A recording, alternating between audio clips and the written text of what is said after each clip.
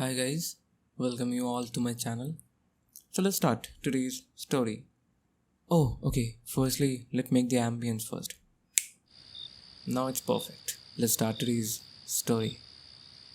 Daniel Crowley and the Ghosts. There lived a man in Croc whose name was Daniel Crowley. He was a coffin maker by trade and had a deal of coffins laid by, so that his apprentice might sell them when himself was not at home. A messenger came to Daniel Crowley's shop one day and told him that there was a man dead at the end of the town and to send up a coffin for him or to make one.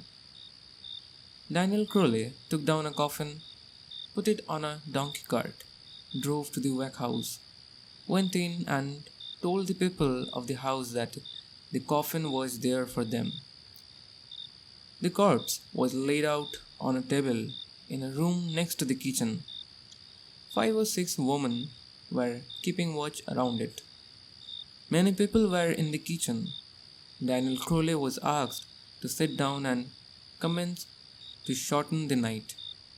That is, to tell stories, amuse himself and others. A tumbler of punch was brought, and he promised to do the best he could. He began to tell stories and shorten the night. A second glass of punch was brought to him. He went on telling tales. There was a man at the wake who sang a song. After him, another was found, and then another. Then the people asked Daniel Crowley to sing, and he did. The song that he sang was of another nation. He sang about the good people, the fairies. The song pleased the company. They desired him to sing again, and he didn't refuse. Daniel Crowley pleased the company so much with his 2 songs that a woman who had 3 daughters wanted to make a match for one of them and get Daniel Crowley as a husband for her. Crowley was a bachelor, well on in years, and had never thought of marrying. The mother spoke of a match to a woman sitting next to her. The woman shook her head, but the mother said, "If he takes one of my daughters, I will be glad, for he has money laid by. Do you go and speak to him, but say nothing of me at first." The woman went to Daniel Crowley then and told him that she had a fine, beautiful girl in view, and that now was his time to get a good wife. He would never have such a chance again. Crowley rose up in great anger. "There isn't a woman wearing clothes that I would marry," said he.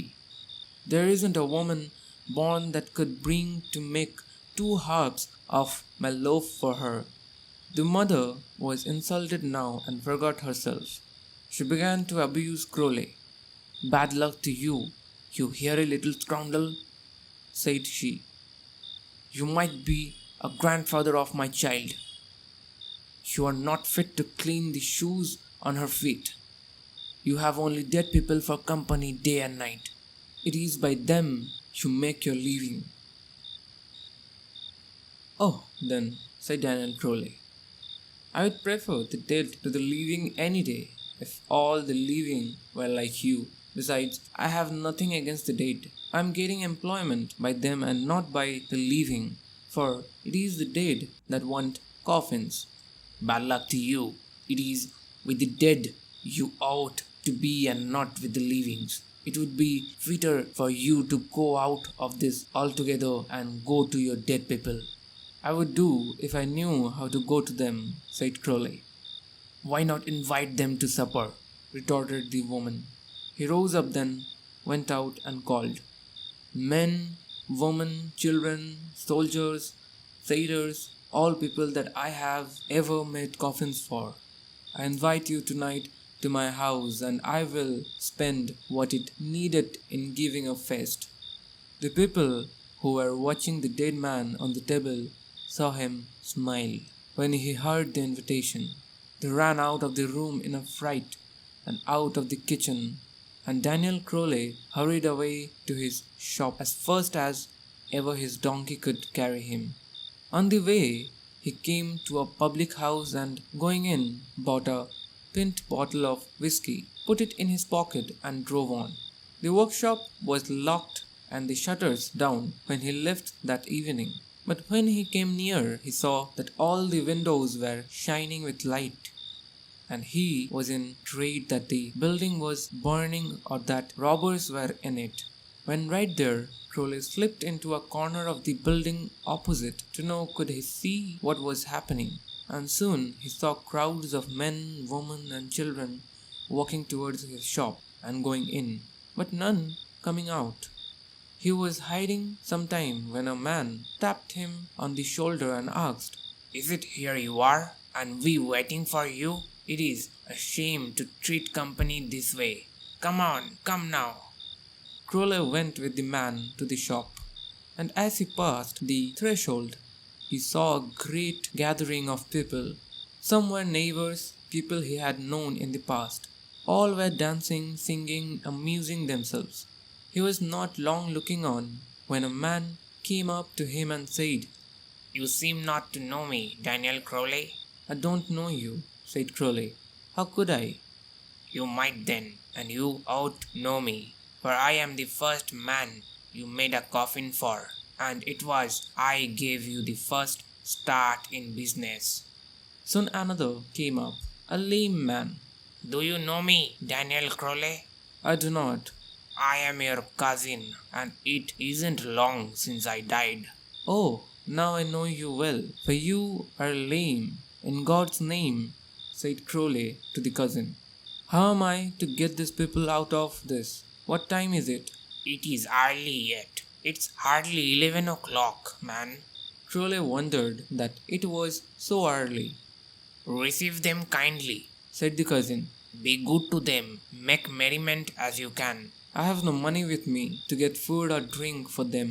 It is night now, and all places are closed," answered Crowley. "Well, do the best you can," said the cousin. The fun and dancing went on, and while Daniel Crowley was looking around, examining everything, he saw a woman in the far off corner. She took no part in the amusement, but seemed very shy in herself. "Why is that woman so shy? She seems to be afraid?" asked he of the cousin. "And why doesn't she dance and make merry like others?" "Oh, it is not long since she died, and you gave the coffin, as she had no means of paying off it.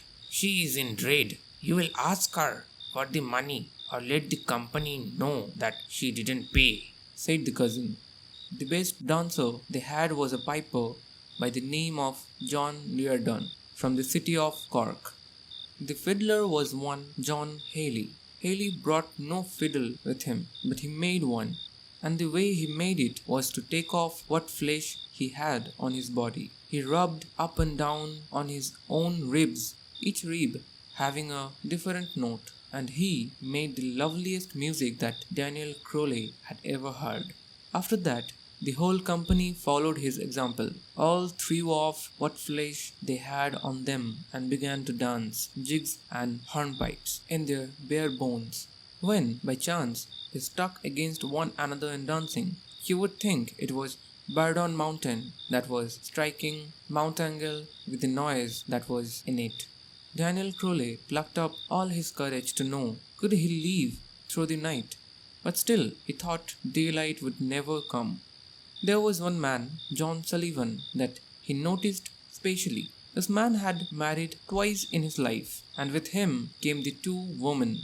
Crowley saw him taking out the second wife to dance a breakdown, and the two danced so well that the company were delighted, and all the skeletons had their mouths open, laughing. He danced and knocked so much merriment out of them all that his first wife, who was at the end of the house, became jealous and very mad altogether. She ran down to where he was and told him she had a better right to dance with him than the second wife. "That's not the truth for you," said the second wife. "I have a better right than you. When he married me, you were a dead woman and he was free. And besides, I am a better dancer than what you are, and I will dance with him whether you like it or not. Hold your tongue, screamed the first wife. Sure, you couldn't come to this feast tonight at all, but for the loan of another woman's skin bones. Sullivan looked at his two wives and asked the second one, Isn't it your own skin bones you have? No, they are borrowed. I borrowed a neighboring woman's skin bone from her, and it is those I have with me tonight. Who is the owner of the skin bones you have under you? Asked the husband. They belong to one Catherine Murray. She hadn't a very good name in life. But why didn't you come on your own feet? Oh, I wasn't good myself in life, and I was put under a penalty. And the penalty is that whenever there is a feast or a ball, I cannot go to it unless I am able to borrow a pair of skins. Sullivan was raging when he found that the skin bones he had been dancing with belonged to a third woman, and she not the best, and he gave a slap to the wife that sent her spinning to a corner. The woman had relations among the skeletons present, and they were angry when they saw the man strike their friend. We will never let that go with him, said they. We must knock satisfaction out of Sullivan. The woman's friends rose up, and as there were no clubs or weapons, they pulled off their left arms and began to slash and strike with them in terrible fashion. There was an awful battle in 1 minute. While this was going on, Daniel Crowley was standing below at the end of the room, cold and hungry, not knowing but he would be killed. As Sullivan was trying to dodge the blows sent against him, he got as far as Daniel Crowley and stepped on his toe without knowing it. Crowley got vexed and gave Sullivan a blow with his fist that drove the head from him and sent it flying to the opposite corner. When Sullivan saw his head flying off from the blow, he ran and catching it, aimed a blow at Daniel Crowley with the head, and aimed so truly that he knocked him under the bench. Then, having him at a disadvantage, Sullivan hurried to the bench and began to strangle him. He squeezed his throat and held him so firmly between the bench and the floor that the man lost his senses and couldn't remember a thing more. When Daniel Crowley came to himself in the morning, his apprentice found him stretched under the bench with an empty bottle under his arm. He was bruised and pounded. His throat was sore where Sullivan had squeezed it. He didn't know how the company broke up, nor when his guests went away. So, how was this story? This was the end of the story, a lovely story. It was funny as well as suspense, thriller, and everything was there. So I really don't know who have written this, but it was a really good story.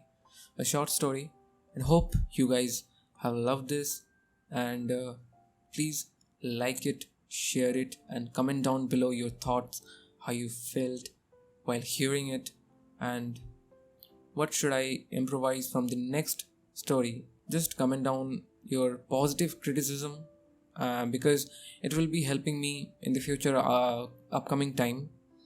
So yeah, that's all, and good night, take care, bye.